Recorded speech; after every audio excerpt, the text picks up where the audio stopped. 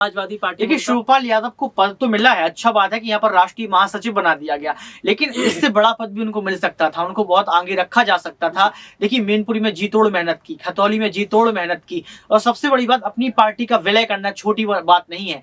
यहाँ पर अगर जो शिवपाल चाचा हैं, अगर वो मैनपुरी में खुद का प्रत्याशी उतार देते तो ये तय था कि चाचा शिवपाल जीत सकते थे, डिम्पल हार सकती थी, लेकिन एक बड़ी जीत जो है यहाँ पर अखिलेश की गोदी में डाल दी। तो आप समझ सकते हैं कि चाचा शिवपाल के साथ हल्का फुल्का पक्षपात इसलिए हुआ क्योंकि समाजवादी पार्टी के तमाम नेता ये कह रहे हैं कि पक्षपात जैसी चीज तो सामने आई है। वहीं देखा जाए तो आजम खान की विधायकी चली जाती है और आजम खान की विधायकी के साथ साथ वोट डालने का अधिकार छीन लिया जाता है, राजनीतिक कैरियर भी लगभग खत्म हो जाता है। लेकिन चाचा शिवपाल को उनके पीछे रखा गया, यानी कि आजम खान को आगे रखा गया। तो आप समझ सकते हैं कि यहाँ पर अखिलेश यादव परिवार को एकजुट करने की कोशिश।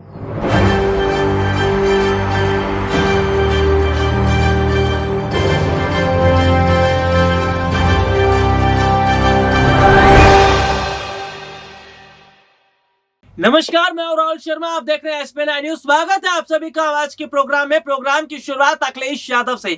समाजवादी पार्टी के अध्यक्ष अखिलेश यादव क्या उत्तर प्रदेश की सीएम बन पाएंगे? सीएम बनने का सपना देख रहे हैं अखिलेश यादव को क्या वाकई जनता की अगर मैं बात करूं तो जो मेजोरिटी है वो मिलती नजर आएगी?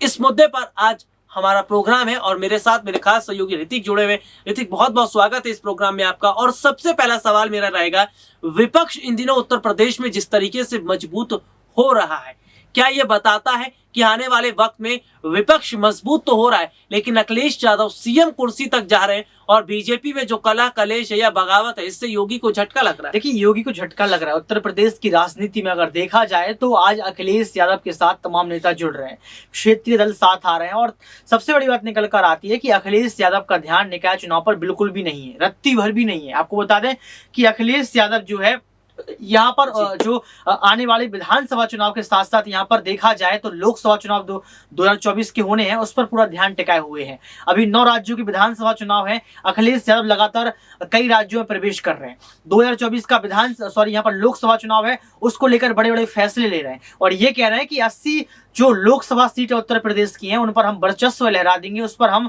समाजवादी पार्टी का झंडा लहरा देंगे। तो आप समझ सकते हैं कि झटका योगी आदित्यनाथ को लग रहा है। आज कल जब अखिलेश यादव काशी पहुंचते हैं, बनारस पहुंचते हैं, तो बनारस में दावा ठोक देते हैं, बनारस में कह देते हैं कि कोट पैंट टाई पहन लो, इस तरीके का बयान दे देते हैं। आप समझिए कि ब्रजेश पाठक के साथ समाजवादी पार्टी के एक विधायक नजर आते हैं। अखिलेश यादव कहीं ना कहीं केशव प्रसाद मौर्य को दावा ठोक देते हैं, टिट फॉर टैट की राजनीति कर देते हैं। तो अगर देखा जाए तो योगी आदित्यनाथ का ग्राफ और अखिलेश यादव का जो ग्राफ है उसमें ज्यादा अंतर नहीं है, 8 और 10 का ही आंकड़ा आपको नजर आएगा। देखिए, इससे पहले अगर हम देखें उपचुनाव कई सीटों पर होते हैं, चाहे मैनपुरी की बात कर ले, खतौली की बात कर ले, रामपुर की बात कर ले, रामपुर छोड़कर तमाम सीटों पर समाजवादी पार्टी का दबदबा रहा, समाजवादी पार्टी अपनी विरासत को बचा ले गई। क्या यूपी निकाय चुनाव में भी कुछ इसी तरह का लग रहा है? अभी से संकेत नजर आ रहे हैं या 2024 के चुनाव से पहले उत्तर प्रदेश में जिस तरह विपक्ष हो रहा, लग रहा है कि अखिलेश यादव, मायावती, राजा भैया सब एक साथ मिलकर कहीं ना कहीं लोकसभा सीटों को लेकर एक बड़ा गठबंधन? देखिए, लोकसभा सीटों को लेकर गठबंधन होगा या नहीं होगा ये वक्त तय करेगा, लेकिन आसार लग रहे हैं गठबंधन के, क्योंकि लगातार देखा जाए तो जयंत चौधरी ने साफ तौर पर कहा था कि हमारे भैया जो यहाँ पर आजम खान है, आसिम रजा, उनके साथ पक्षपात हुआ है, हम कोई भी जो है यहाँ पर जश्न नहीं मनाएंगे। भले ही मदन भैया जीत गए हो लेकिन हम जश्न नहीं मनाएंगे। क्यों? क्योंकि ईवीएम में गड़बड़ी हो जाना ये कहीं ना कहीं बीजेपी पार्टी की जो है तानाशाही नजर आती है। यहाँ पर यह भी कहा गया किस तरीके से रामपुर में पुलिस प्रशासन ने विशेष समुदाय यानी कि मुस्लिम समुदाय के लोगों को रोकने का काम किया, वोट नहीं डालने जाने दिया गया। तो आप समझ सकते हैं कि जयंत चौधरी का जिक्र कर देना, इसके साथ साथ जो है चंद्रशेखर आजाद जैसे नेता क्षेत्रीय दल को जो संबोधित करते हैं उनका अखिलेश के साथ आ जाना, राजा भैया का शंखनाद कर देना, मायावती के प्रेस कॉन्फ्रेंस हो जाना, ये तमाम ये कयास है, ये इशारे हैं कि आने वाले वक्त में अखिलेश को ताबड़तोड़ मेहनत के साथ विपक्ष मजबूत कर देगा। सबसे बड़ी बात निकल कर ये भी आती है कि अरविंद केजरीवाल के साथ अखिलेश नजर आए, और सबसे बड़ी बात ये भी है कि कल ही अखिलेश यादव ने एक बयान दिया, उन्होंने सही कहा कि उन्होंने कहा कि राहुल गांधी भी कई बार सही बोल जाते हैं। तो आप समझ सकते हैं कि राहुल गांधी की भी तारीफ कर दी। अच्छा, मेरा सवाल शिवपाल को लेकर है। खबर है कि आजम खान जो अब जेल में बंद है, विधायकी खत्म हो चुकी है, लेकिन अब आजम की जगह शिवपाल को दी जाएगी। अखिलेश के बगल में अभी तक आजम बैठते थे, तो शिवपाल को एक बड़ा तोहफा जो समाजवादी पार्टी ने दिया है निकाय चुनाव से पहले, क्या ये तोहफा पाकर खुश है और वाकई राजनीतिक कद बढ़ा है समाजवादी पार्टी? देखिए, शिवपाल यादव को पद तो मिला है, अच्छा बात है कि यहाँ पर राष्ट्रीय महासचिव बना दिया गया, लेकिन इससे बड़ा पद भी उनको मिल सकता था, उनको बहुत आगे रखा जा सकता था। देखिए, मैनपुरी में जी तोड़ मेहनत की, खतौली में जी तोड़ मेहनत की, और सबसे बड़ी बात, अपनी पार्टी का विलय करना छोटी बात नहीं है। यहाँ पर अगर जो शिवपाल चाचा हैं, अगर वो मैनपुरी में खुद का प्रत्याशी उतार देते तो ये तय था कि चाचा शिवपाल जीत सकते थे, डिम्पल हार सकती थी, लेकिन एक बड़ी जीत जो है यहाँ पर अखिलेश की गोदी में डाल दी। तो आप समझ सकते हैं कि चाचा शिवपाल के साथ हल्का फुल्का पक्षपात इसलिए हुआ क्योंकि समाजवादी पार्टी के तमाम नेता ये कह रहे हैं कि पक्षपात जैसी चीज तो सामने आई है। वहीं देखा जाए तो आजम खान की विधायकी चली जाती है और आजम खान की विधायकी के साथ साथ वोट डालने का अधिकार छीन लिया जाता है, राजनीतिक कैरियर भी लगभग खत्म हो जाता है, लेकिन चाचा शिवपाल को उनके पीछे रखा गया, यानी कि आजम खान को आगे रखा गया।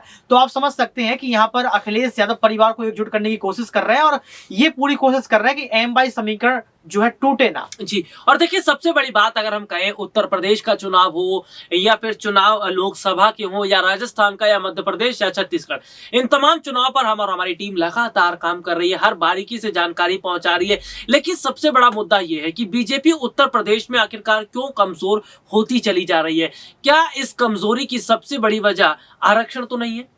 खत्म कर देखिए, आरक्षण है, आरक्षण एक मुद्दा बना लिया गया है। आरक्षण जैसे मुद्दे तमाम हर बार देखे गए हैं, लेकिन आरक्षण को मुद्दा बनाकर चुनाव टाल देना ये कतई ना गलत है, क्योंकि कोर्ट ने भी ये बात कही थी कि आप तारीखों की घोषणा कीजिए।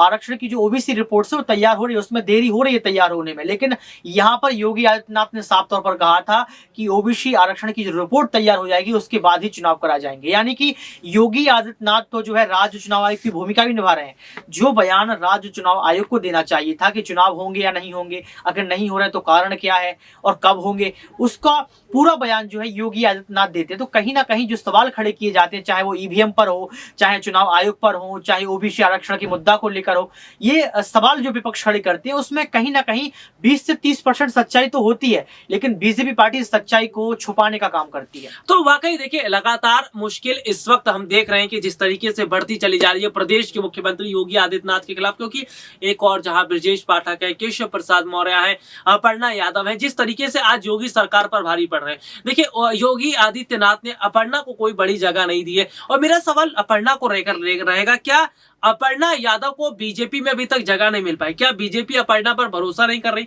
या उन्हें जगह ही नहीं देना चाहती? देखिए, अपर्णा यादव पर भरोसा तो है, लेकिन भरोसे के साथ आगे नहीं रखा जा रहा है। ये कहा गया है, जब उत्तरकाशी अपर्णा यादव पहुंची थी तो उन्होंने जमकर बीजेपी पार्टी की तारीफ की थी। उन्होंने कहा था कि मैंने भगवान से यही मांगा है कि जो मुझे नेतृत्व करने के लिए कहा गया है, मुझे नेतृत्व करने की क्षमता प्रदान करो कि मैं अच्छा काम कर सकूं जनता के लिए। तो आप समझ सकते हैं कि बड़ी बात तो कही गई है, लेकिन अपर्णा यादव को ना मैनपुरी में आगे रखा गया, ना खतौली में आगे रखा गया, ना स्टार प्रचारक की सूची में आगे रखा गया। तो कहीं ना कहीं पक्षपात जैसी चीज तो अपर्णा के साथ बीजेपी पार्टी कर रही है। अगर समाजवादी पार्टी में शामिल हो जाती हैं तो शायद अहम पद भी मिले और परिवार भी एकजुट हो जाएगा। जी बिल्कुल, देखिए लगातार हम देख रहे हैं कि इस वक्त तमाम तरह की स्थितियां बनी हुई है जो जाहिर तौर पर बताती कि बीजेपी को आने वाले वक्त में वाकई झटका लग सकता है। आज के लिए इतना ही, आपसे फिर दोबारा मुलाकात होगी, तब तक ले जा दीजिए, नमस्कार।